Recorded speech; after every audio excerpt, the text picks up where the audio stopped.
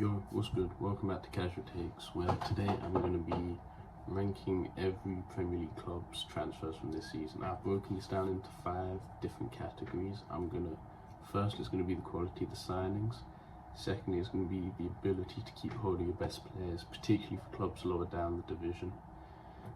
Third is going to be the amount of money you got for the players. Fourth, it's going to be the potential for these players in the future. So maybe they haven't necessarily been great this season, but how I think they'll progress. And fifth and finally, the value for money on your incomings, so your net spend effectively. Anyway, to kick things straight off, going to be looking at Wolves. Now, if you look at the signings, I believe Cunha, Bellegarde, Bueno, Traore have all been very good signings this season, all for the future as well. I think the oldest being Bellegarde at 25, so they could all have 5-6 seasons of film quite easily. I think Matt Doherty on a free is a smart bit of business, and I think Tommy Doyle on loan as well has been a useful squad player. The reason I may rank them lower is because if you look at the outgoings here, they have Matheus Nunes leaving for 60 million euros to City, Ruben Neves going to Saudi, Nathan Collins going to sort of a local rival in Brentford, Raul Jimenez and Podence, all who are important players for them last season. So, well, I don't think they've had a mid poor rubbish thing. I think it's just been solidly decent, nothing to sort of write home about, but it's put their squad in a decent place and it's made them younger for next season. Now, next up, we're looking at West Ham. Now, if you look at their incomings, I think they've got a few very good incomings. Kudus, Alvarez, James Ward-Prowse, Konstantinos Mavropanos and Calvin Phillips. Now, I think the first 4 I mentioned, very good signings, and then Calvin Phillips has been an absolute disaster for us. And by us I mean West Ham. I'm a West Ham fan. Possibly single-handedly cost us Europe for this season. Very poor. But if you look at the outgoings, I think obviously losing Rice, we were always going to lose Rice, but we got good value for him. We managed to make our money back on Scamacca when he didn't work out here. We got good money for Vlasic, who again didn't work out here. I think letting Fornals, Benrahma and Kehrer go was definitely a mistake, and I think that's going to cost us in the future. But I think the squad's been put in a good place for when Julian Lopetegui comes in, and I think it's improved. We went from 14th in the league last season to a top 10 finish, so there's an upward trajectory. So yeah, I'd put it good. I'll have it fairly low down in good as we do more of this, and I'm potentially being quite generous, but I think we'll go with good for now. Next up, we have Manchester United. Now, if you look at their incomings, Højlund, Mount, Onana, Amrabat, Bayindir, Johnny Evans, and Serge Reguilon. I think Højlund, it was a massive overpayment, but I think, as I was saying with the potential, I think he's got the potential to become good. He seems like a natural finisher, which is very hard to come by with these sorts of players. I think Mason Mount's had a disaster season, riddled by injury, but again, I think he's another player that could potentially come good. And Nana, he's been decent this season, again, huge overpay. And then Amrabat, been Bayindir, we haven't seen him play, and Johnny Evans has been very good value for money on a free. Now, if we look at the outgoings, I think they've managed to get decent money for Dean Henderson and Elanga, but maybe they could have played a role in this squad and saved them some money. And Fred, Kova, there's nothing sort of definitive either way, but I don't think it's been a good window. In fact, I'd say it's been a poor window. They've got much worse compared to last season. I don't think that will change, and I don't think those signings, apart from Højlund, set them up for progress in the future, really. Now, next up, we've got Tottenham. I think they've had a pretty good time at transfers. I think Madison, Poor, Van der Ven, and Vicario have been excellent signings. Kulusevski's been fine to bring in on a permanent, and someone like Dragozin and Brennan Johnson, they've been decent squad players, same as someone like Timo Werner. The one downside is Man Solomon's barely played, but he came in on a free, so you can't really look too bad at it. And obviously they couldn't keep hold of Harry Kane, which isn't great. But they managed to get very, very good money for him. I mean, 95 million euros. I think it's been an overall very good, very solid window for them. It's really set them up well in Ange's first season. It gives them room to sort of progress in the next couple. So I'd put them above West Ham in that good category. Now, on to possibly one of the worst windows, we have Sheffield United. Now, on the face of it, their incomings look good. I think Cameron Archer's definitely one for the future. Got lots of potential. Played pretty well this season. I think Gustavo Hamer again has had a very impressive season. Has some sell-on value. But those and obviously Brent Brereton Diaz on loan has been excellent for them. But the rest of them not been good. I mean, Vinny Souza, yeah, he has the ability to be a good player, but he hasn't tried in this Sheffield United team. Austin Trusty's been much of a muchness. Benny Traore has barely played. I think he might even be on loan. Same with Anis Slimani. Ivo Grbic has been better than Foderingham, but it's a very low bar. Tom Davies hasn't played really. Luke Thomas hasn't played really. James McAtee's been alright. But the reason they're so low down is their outgoings. Iliman Ndiaye and Sander Berg were arguably their two best players in the championship, and they let them go for a combined 31 million euros. It's horrible business, and part of the reason they're going down as quickly as they are. So for Sheffield United, I have to put them in the rubbish tip, because it hasn't set them up well now, and it doesn't look like they're going to set up well for the future. Now, onto a side I think's had a great window is Crystal Palace.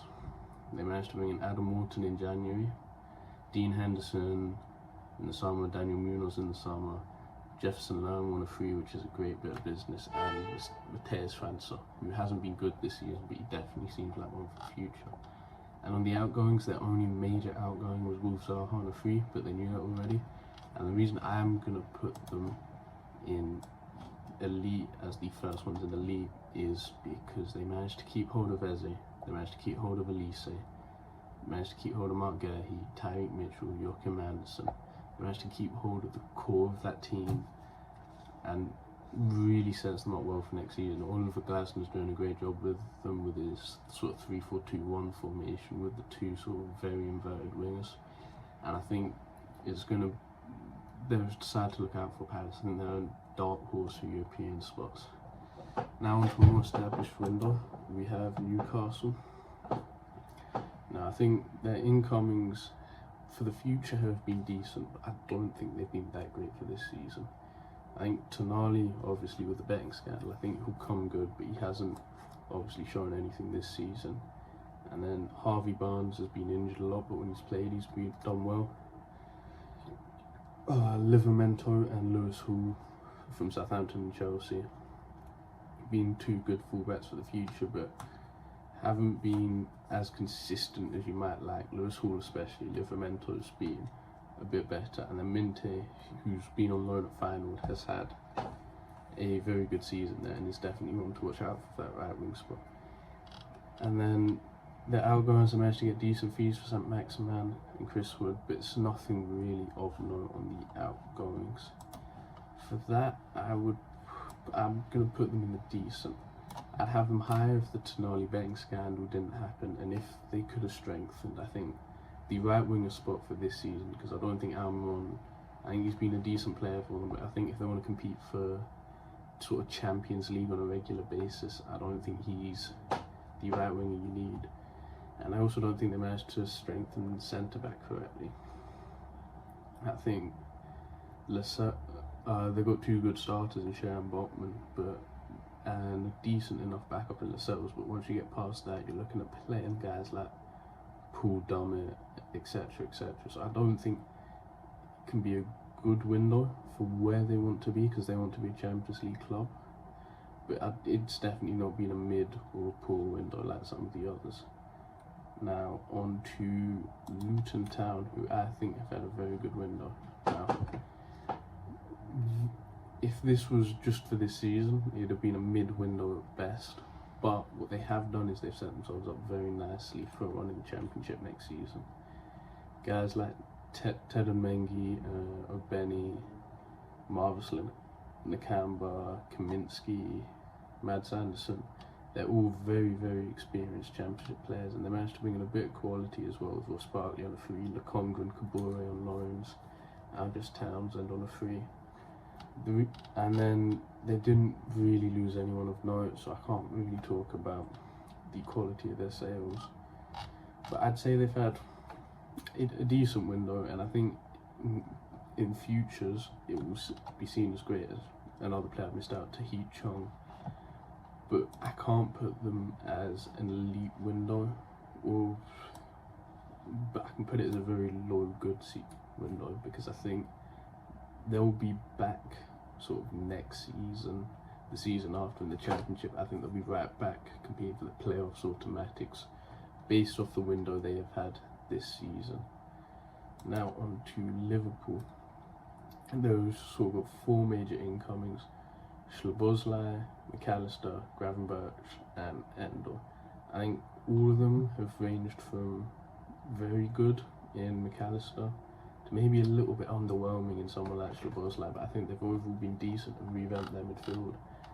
And as you can see, the 2 main departures, 2 midfielders, 2 stalwarts for them really, in Fabinho and Henderson.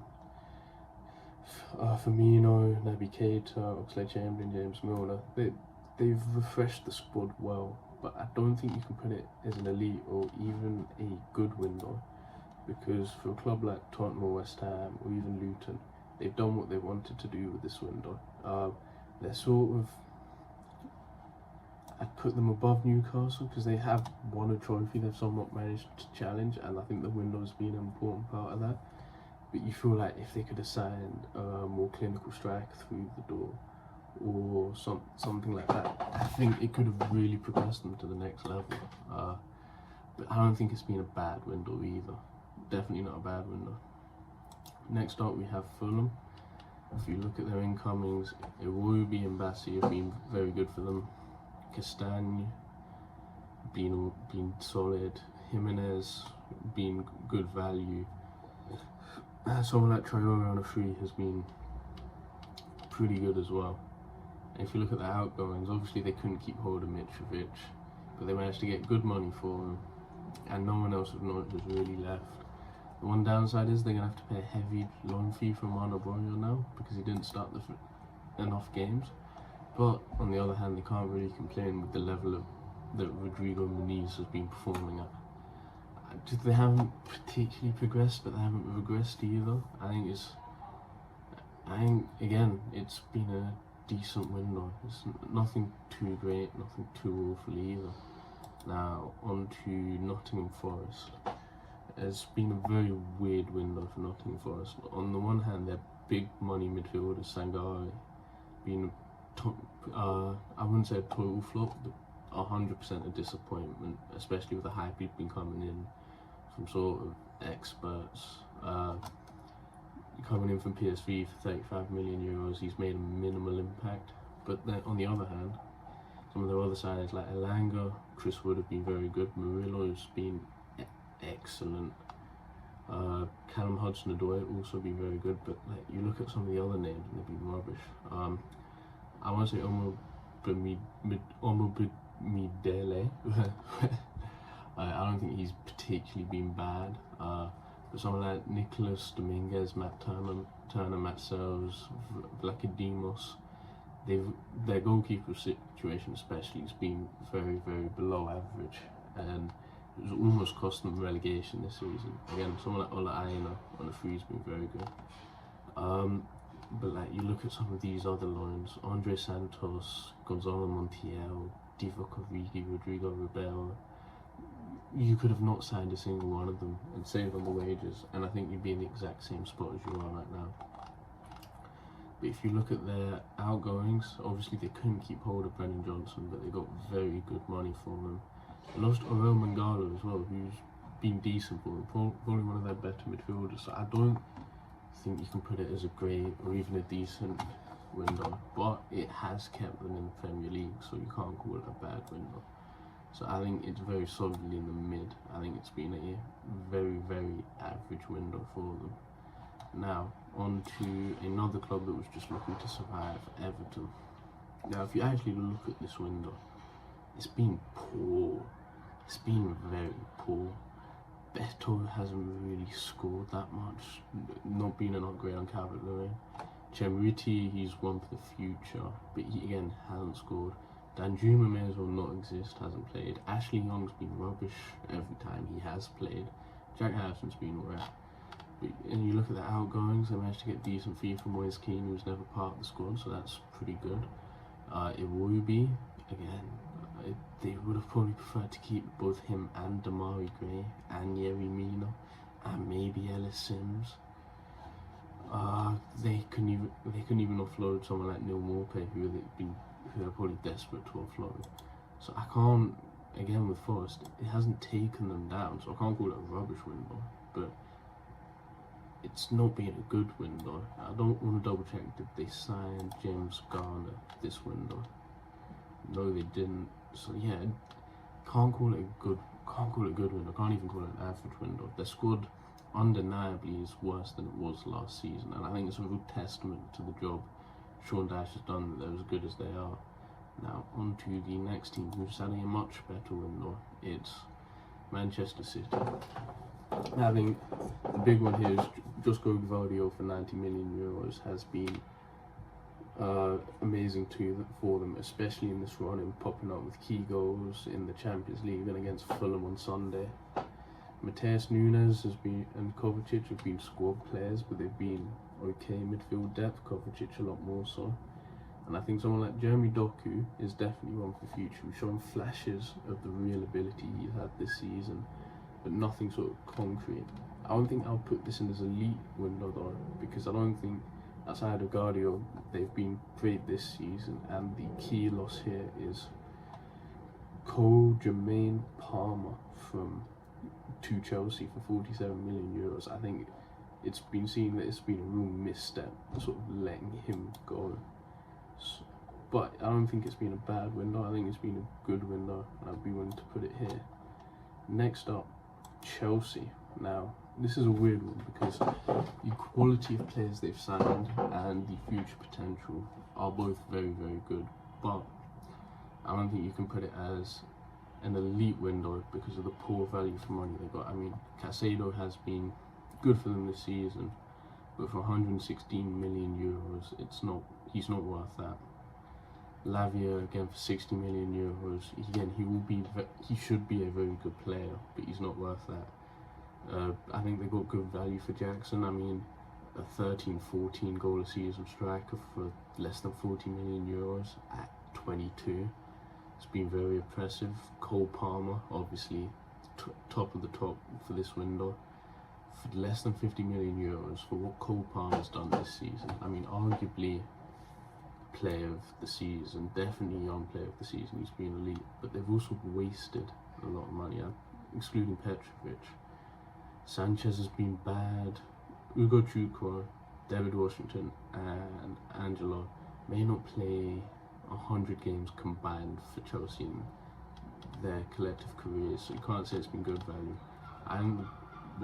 But they did get decent value for the sales. Mason Mount in particular, they really pulled Man United's pans down on that one. But they lost some players I think would have been good for them this season. In particular, Loftus-Cheek and Pulisic.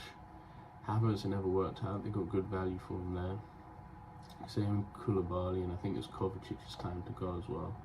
But they didn't really manage to offload players they've been trying to offload for a while, like Lukaku, Kepa. They're going to be coming back this summer, and they're going to be losing someone like Maatsen because he couldn't find players in the squad, even though he's going to be playing in a sort of Champions League final. I don't think it can be a good window, but I don't think it's been a. Actually, if they had a better window than West, I think I've got West Ham too high. Actually, I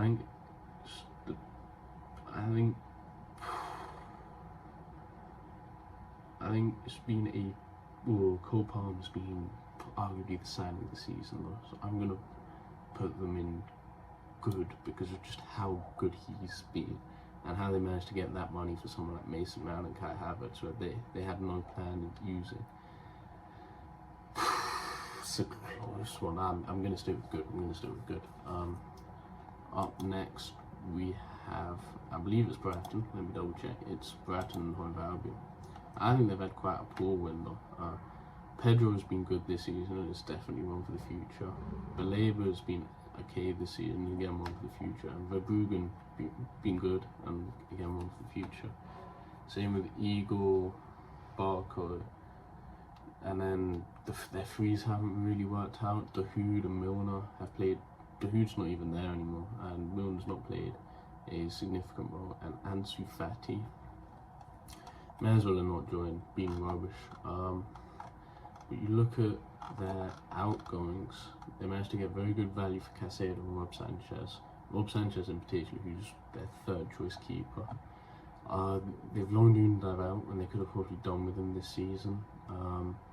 Could have done, and they did. Obviously, McAllister had his release clause, which was a very good bit of business by Liverpool, but they couldn't get that done either. Overall, I think it's been a mid-window. I think the club has gone backwards because of it. But on the other hand, I think a lot of those players like Baleba, Verbruggen, João Pedro, they're so young. Valentin Barco, they're only going to get better. They're only going to improve. So it will be great for the future. But for now, I think it's in Forest with that mid-tier. Now on to the next one, which is Brentford. I think it's tough again. I think Brentford, it's best to look at their outgoings first.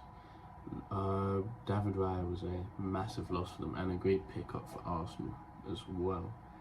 But they kept hold of Mbeumo, they kept hold of Rico Henry, they kept hold of Ivan Toney, they kept hold of Johan Visa. So I don't think it's a bad window. But you look at the players they brought in. Kevin Shard was on decent form before he got injured. Nathan Collins, again, been solid and only 22, 23, so he's going to be better in the future. But someone like Mark Flecken's been disappointing. These guys haven't played. Someone like Neil Maupay and Reguilon on loans have been very smart signings, to be fair. So I don't think I can put it decent because they have got worse. They had a whole year to plan for Ivan Toney's departure. Actually, it's similar to Fulham, where any time Brentford stay in the league, it's a good season for them. It gives them another foundation to build upon. So I put it in mid, right at the top of mid. It's not quite as good as Fulham because they have regressed slightly, but it's not great either. And I'm actually going to move West Ham down to the top of decent. They would be in good if it wasn't for the Calvin Phillips signings and the disaster that was the January window. Okay, next up is AFC Bournemouth, which is here now. Tyler Adams essentially has some players. They've brought in some very good players, Bournemouth, but they've also wasted a lot of money. So I'm going to split it into two. I think Alex Scott, Milos Kerkez, Justin Kluivert, Max Aarons, and Enes Unal and Sinisterra on loan have been very good signings. But on the other hand, Hamad Junior Traore, Tyler Adams, and Romain Favre have been big wastes of money. So it's very 50-50, and they let go of a couple of players that played a decent amount for them last season on the free, in particular Jefferson Lerma and Jordan Zamora. So they didn't get great value on their sales. They have wasted a lot of money, but they have undeniably progressed.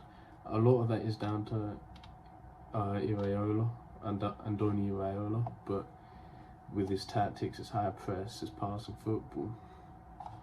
So I don't think it's a mid-window, and I think it's probably slightly better than Fulham's. Is it? No, it's probably slightly worse. It's right at the bottom of decent right there. We've got a lot of decent. I think I'm going to sort of separate them out a little towards the end. Anyway, up next, I've got Burnley, and I'm just gonna put them straight down here. Horrible window. Almost 20 million euros on James Trafford, who hasn't played. Aaron Ramsey hasn't played. Bayer, been part of the worst defence in the league. Amdouni, he's been okay, but he has about 5 goals. Obafemi hasn't played. Hans Delcroix, let me double check, but yeah, once again, barely played. I think it really, like, they've been, let me just get back to where Burnley's transfers this season. They got no money for any of the outgoings either. They've wasted a lot of money. They spent nearly 90 million euros.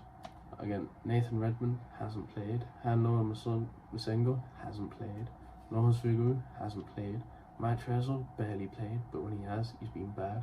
Asenio, he's been good, but like, there's so many players here they haven't played. Like Brun Larson and Odobert have been good signings, but if you look at this, they brought in 18 players, and if we go through it, Amdouni's played a little bit, Trafford's played, Bayer's played, Sanderberg's played, Odobert's played, O'Shea's played, Coley O'Shea played before the injury. Asenio, Datro Fofana and Brun Larson played. So there's 8 players they signed that didn't play. Of the 10 I said have played, Trafford's been rubbish. Amdouni's been below average. Bayer O'Shea, it's hard to blame them. Berg's been decent. Odobert's been decent. Coley O'Shea was decent and then injured. Trezor's been rubbish. Fofana fell off very quickly, and Brun Larson's been decent. If that was a window from any other club and it wasn't Burnley, we'd be calling it some of the worst wastes of money known to man. But I think because they're not as a well-followed club, it doesn't get the same recognition. Okay, anyway, on to Aston Villa. Now, if you look at it, bringing in Diaby, Pau Torres, Morgan Rogers, all good bits of business. I want to highlight Tielemans on a free and Longley on loan. Very smart bits of business. I think Zaniolo's maybe slightly disappointed, but he's had some important moments. And Nedeljkovic, he's obviously one for the future, in theory. And on the way out, they managed to get decent money for Cameron Archie, who wasn't really part of their plans. And then maybe didn't get great value for Jadon Philogene, considering the season he's had in the Championship, but that's also a big prop to Liam Rosnio, who should have never been sacked at the level of season he was having. So I think they've had a good window. I think their big signings have paid off, and I think their smaller signings look like they've got bags of potential. And now finally we have Arsenal, who I'm going to put in the elite category, because Rice, one of the signings of the season, Havertz, looks like a transformed player, especially in that second half, playing in that striker role. Jurrien Timber, he's obviously had his injuries, but he's a quality player and definitely one for the future. And David Raya has essentially kicked Ramsdale out and been very impressive. Of their departures, they got very good money for someone like following Balogun and Granit Xhaka, who they probably would have wanted to keep Xhaka, but Balogun was never really in their plans. Someone like Pablo Mari and Austin Trusty as well. So yeah, I think it's an elite season, and while they may not win the league this year, it's put them in a position where you'd say they probably need one signing. If they replace Thomas Partey well next season, they'll compete again, and you'd almost expect them to win. And anyway, I'm gonna have a final look, see if I want to make any changes. I'm happy with the good. I think we've got one too many clubs in the decent. I think Wolves maybe, mainly because they got rid of Neves, Moutinho, a lot of good players, and I think I'm happy with that. Anyway, let me know your thoughts. If you enjoyed this video, please like and subscribe, and I will see you in the next one. Peace.